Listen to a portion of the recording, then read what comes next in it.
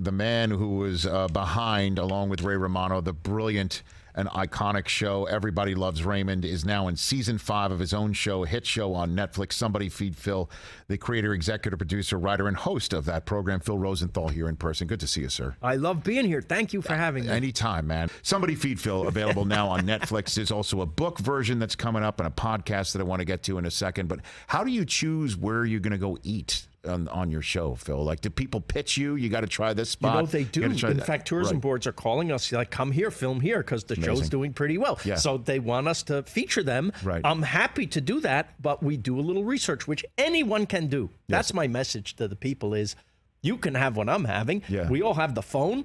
You can Google best restaurants in Oaxaca and see what they got. Right. And then you cross-reference. Never just take one reference, right? When you're going somewhere, you got to cross-reference. Yes. So my show is one now source for you. No question. To check it out. I know. So what spot has been the most exotic that you've been to in your? That was one of them, season? but you know, it's not every day you get offered iguana. Right. And then there's yes. But Bangkok was exotic for me. Marrakesh was exotic, right? Yeah. And there's some things in the world that, you know, a lot of people don't eat. It's not that kind of show. Mm-hmm. I'm not the adventurous type. In fact, the way I sold the show was with one line. Mm-hmm. I said, I'm exactly like Anthony Bourdain if he was afraid of everything. And so they bought the show, and that's what you've been doing for 5 seasons now. Exactly. On this show. And the point is, if a schnook like me can go outside, maybe you can too. So what is the most outside your taste alley that you've ever been? Like that's one of them that you just saw. Yeah, right. That's one. But we did a show in Hong Kong on the old PBS series. Yes. There was a PBS series called I'll Have What Phil's Having right before this. And I ate something called the 1,000-year-old egg. Mm-hmm. It's not really 1,000. It just tastes that way. Mm-hmm. And it's an egg that they bury in the sand or the underground, and they cover it in lime and ash, and it kind of hard boils on its own after a few weeks or months. Oh, my God. When you cut open this hard-boiled egg, yes. the white is a brownish orange, and the yolk is a bluish green. And this was on the table with a bunch of other stuff at a hot pot restaurant, which is fantastic. Yes. I didn't realize you're supposed to take a tiny sliver of this thing and drop it in as a kind of funky seasoning. And there was a woman at the table who was Chinese who said, I'm not touching that. I said, I tell you what, you taste it, I'll taste it. And she was so tentative about it. I said, oh, come on. And I popped the entire half an egg in my mouth. Oh, my God. Yeah, because I'm hilarious, Rich. And I turned every shade of that egg. And you hear on the soundtrack, you hear laughing. It's my brother, the producer, behind the camera. Yeah. Laughing because I'm going to die now. And that was, I think, the worst thing I've ever eaten. I didn't try the iguana or the beetles, but that was close. I have had to eat a couple of bugs here and there because it's part of you know, in Tokyo, I had an ant. They told me, you got to try this ant because it tastes like lemon. I said, oh, in that case, may I please have some lemon? Mm-hmm. Because you have to eat the ant. Exactly. If it's lemon we're after, how about some lemon instead of bugs that I have to eat? And they said, you got to try. And the woman I was with said, you know, it's really good and you should taste it. And I pick up this ant. Yes. That looks like a black carpenter ant that you would shoo away at your picnic. Yes. And I put it in my mouth. I'm a Jewish guy from Queens. I'm not eating bugs. I'm a Jewish guy from Staten Island, and I'm with you, man. Yes. I am way with you. I'm a guy who, when I was in, my dad was a French teacher, may we rest his soul. Yes. And he would go on trips with his high school class around the world in French-speaking countries. Yes. And we went to Paris. I went to Paris as a kid, and all I had was peanut butter and jelly sandwiches. Oh. I didn't taste a damn thing there. And now? Are you pretty much a hamburger now? You know what I mean? No. Like I don't really go outside my. Will you come with me somewhere? Can I turn you on to some things? Not bugs, I promise. Okay, because I'm with you in that. Somewhere between peanut butter and jelly and a moving beetle, we can find that sweet spot. Is what you're saying? So. You eat a steak? Yes, absolutely. Okay. Of course. Oh yeah, I'm not. I guess I shouldn't paint pasta? myself that bad. Yes, well, I mean, my wife and I just went to Italy. Food? It was amazing. Yes. It's amazing. Yes, it is my favorite. Okay, Italian food, right? Like if you had to choose. I love it. That's the winner. Listen, they eat some things too.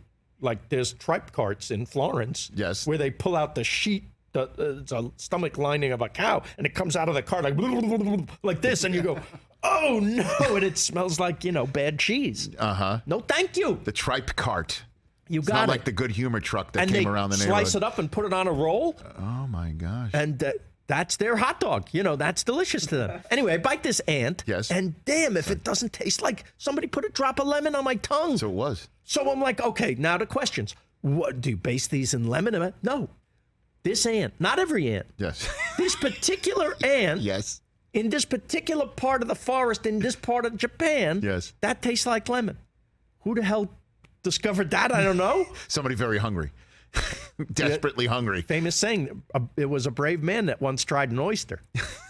Right? I've never heard that phrase before. You're going to eat that when you look at it? Not really, no but way. now I love. Do you eat them? No, I don't. I've got texture issues with an oyster. I understand That's that. my problem. I got texture issues with food. I didn't try mayonnaise until I was 21. Okay, but I get it. It's true. I get it. No, I get it. What are you laughing at?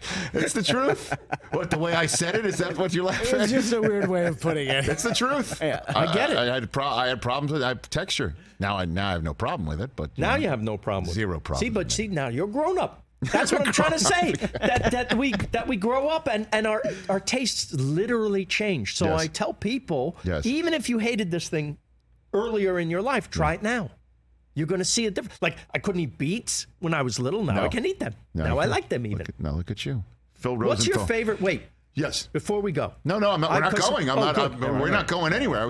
I was resetting for the radio audience. Do it. Phil Rosenthal here on the Rich Eisen Show, one of the brilliant folks behind Everybody Loves Raymond, which I definitely want to talk to you about, Sure. as well as currently Somebody Feed Phil on Netflix right here on the Rich Eisen Show. You have the floor again, sir. Now that I I've have a reset question for you, Okay, sir. what's my question? What's my answer for you?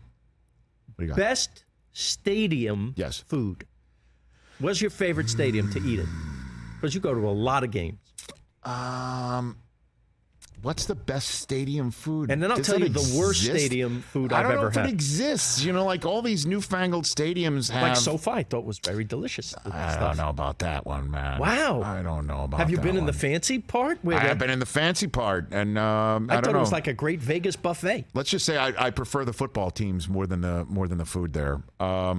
What's yours then? I So don't you're have saying one. I this really is don't have one. unusual for There's me. nothing that stands out. You don't Though go the to this- dessert cart at what's formerly known as Staples, now Crypto.com. The dessert cart's there. Oh, when they wheel that into your my thing, gosh. into your suite. I haven't had a candy apple since I was 8, but even those look great.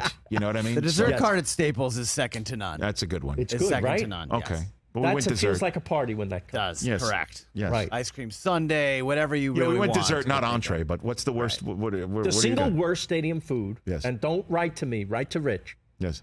is the Dodger dog. By the way, that It's is a shonda in my people's I language. was about to say it's heresy to say this in this town. I know. but I'm with you. I'm absolutely with you. You I and don't know I what can it is. maybe change things. I mean, the Brooklyn version is at least an all beef dog, and that's grilled, and that's better. Well, you're talking about Nathan's, right? From back in the Is day. that or what something it like is? that? I mean, right? I don't from- think that's what they No, use. not here. Right? No, go ahead. But yes, Nathan's is, yeah, it's top notch. the best. Grace Papaya. I mean, Yeah. we know things. Yes, yes, yes. But the Dodger dog, how did that happen? How did that limp, skinless, wet noodle of bologna, I think I've got the answer. how did that become the I thing? don't have to look it up. I think one time. Yeah. Back in the 60s, okay? Yeah. When the Dodgers were beginning to really win here after they came here from Brooklyn, they were really established. Yeah. I think Walter Alston accidentally sat on it for 20 minutes. And somebody was very hungry. He got up from the chair and they just ate it. And ever since then, it's been a delicacy. That's the way, like, they're flat. You know what I mean? Like the bread is stuck to the And they to the, taste bad, by the way. And you they're know, they're- limp. A hot dog has to have, what's the most important thing when you bite into a hot a dog? snap. I Yes. gotta get a snap. I gotta get a snap. The Dodger dog is like a limp, It's unfulfilled promise. You're shaking your head, Jason. See, because you're. I love those. Yes, I know why. Why is that? Because when you were a kid and your daddy took you to the game, it triggers that core memory, like a Pixar movie. Okay. Is that right? All right, that's fair. But it's the world's saddest Pixar movie is that friggin' hot dog. People, we The can first do 10 better. minutes of Up. Of all the problems in the world, can we Nice. solve this one? I don't know, because everybody here in this town swears by it. Like what you were saying swear at right them. now. I know that is a heretical thing to say here I in Los agree. I'm Angeles, with you California. guys. It's I'll not take great. it right. because prove me wrong.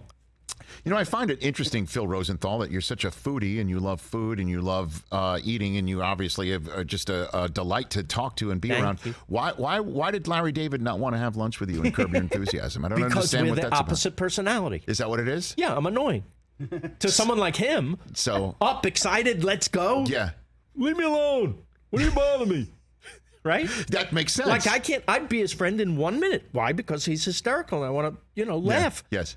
He doesn't have friends like that. What? Like, you want to go have lunch? He would say, what's the point?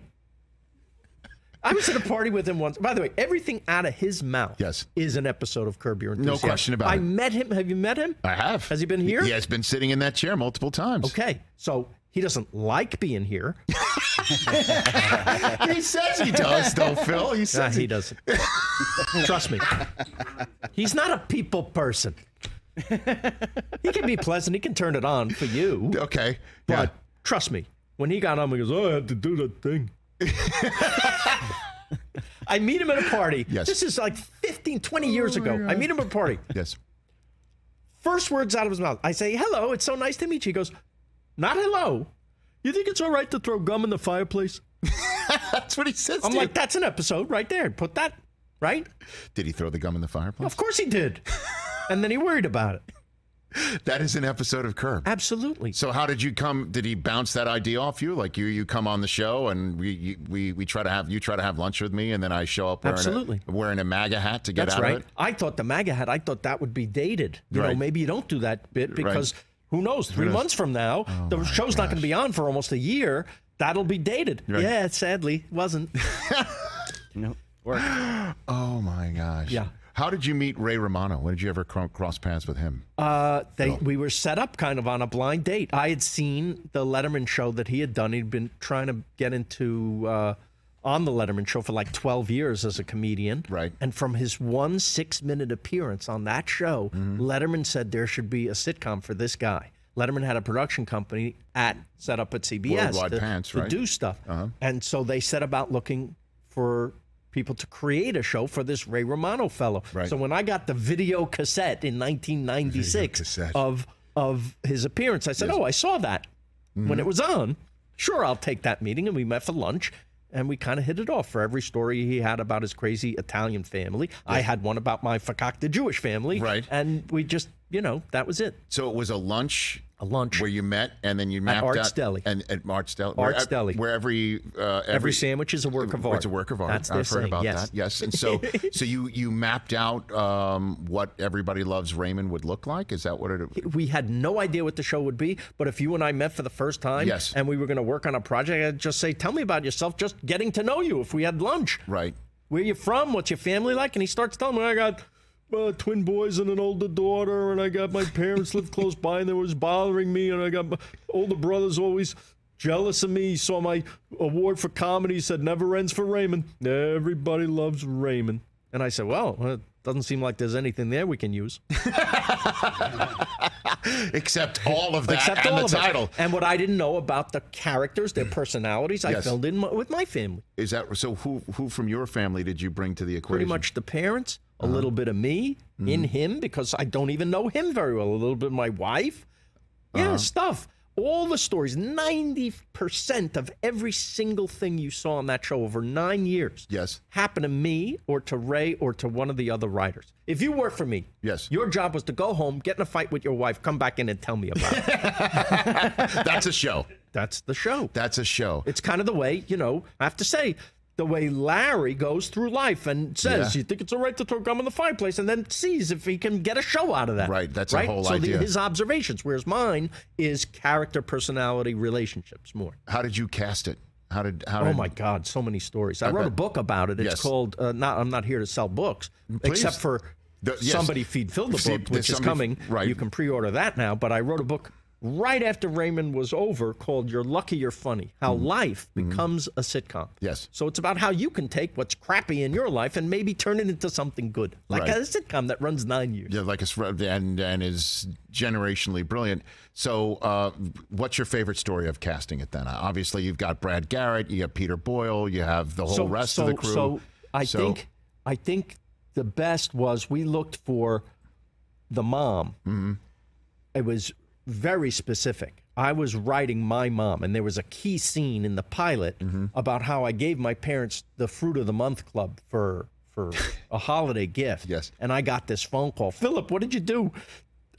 There's over a dozen pears here. How am I going to eat all these pears? And I said, well, give some to Dad. How much fruit can your father eat? Please do me a favor. Don't ever send us any more food again. I said, well, there's another box is coming next month. She said, what, more pears? And I said, no, a different box every month. She goes, every month? Oh, my God, Max, you got us in some kind of cult.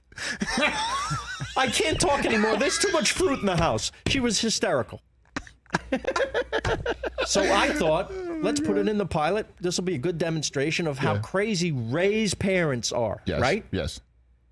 And we had the women audition with that scene. And in comes Doris Roberts, who was there was no one who got it like that. Because right away I recognized my mother. That's it. Boom. When you write very specifically, Yes. when you talk specifically, I'm sure you found this in your years of doing this. Yes. The more specific you get about details, the more universal it becomes. That's how people's minds work. We Fascinating. all have specifics. So even if yours isn't mine, if you were to start talking about a play in sports that you love, I don't know anything about sport. I'm not good at this like you, but I'd relate to it because I get the obsession. I'm obsessed about something else. Yes, you are. So we understand the feeling of it. That's fascinating. Becomes relatable. I've never heard that before. Yeah. And so Doris Roberts says that's my mom and she's hired. Had specifics. Boom. Yes. That's amazing. And she was, she won 3 Emmys for the role. Yeah. Spectacular. Spectacular is right. She was amazing. Phil Rosenthal here on the Rich Eisen Show. Somebody feed Phil the book. So that's where all your books can be acquired on October 18th. It's coming out. And this is a recipe book based on what you've eaten. Not through just the film, recipe, it's behind the scenes stuff, stories and things like that, photos behind the scenes, and then 60 of the most requested recipes from the fans of the first 4 seasons of this show. Okay, and then there's a podcast, Naked Lunch, coming. Naked Lunch. What's that? What is that? That's currently airing right now. It's right. It's out there right now. We had Elaine May. We had Patton Oswalt is out today. We have a lot of great people. By the way, I just heard your interview with Andy Richter from yesterday. And he's gonna do ours too. And I think I have to thank you for airing his Fabio story because I think I need that. So I think that means mashed potatoes and peas. Yes. Don't give away the rest. The rest of it is funny. Yeah, they should listen to your podcast on him and then right. mine for a repeat of that story, which I will insist on. Fantastic. You should do that. Somebody Feed the People. What is that, Phil? Oh, Rosenthal? that's a charity that I started when I found that people were having to wait on long lines to vote. So I arranged with other organizations like Pizza to the Polls and World Central Kitchen to feed the people who have to stand online to vote. And then after the elections, I thought, listen, people are hungry everywhere, not just when they vote. So we keep it going. Which is beautiful. That's great. And more information can be found at philrosenthalworld.com.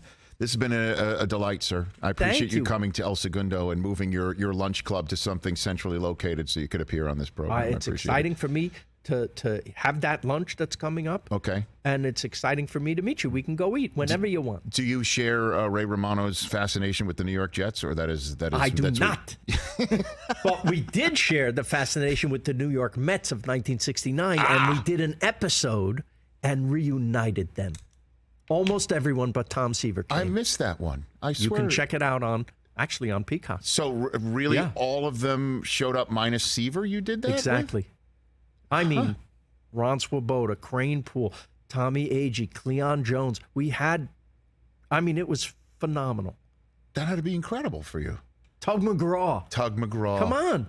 I remember. Oh my gosh. Yes, it was. We almost cried. You had to. It was, and they were so much fun. They were having fun, right? Art Shamsky. The great Art Shamsky. Ed Kranepool, was he there too? Okay, yeah. Okay. So you and Ray share the Mets, but him at the Jets is all by himself. Well, that seems crazy.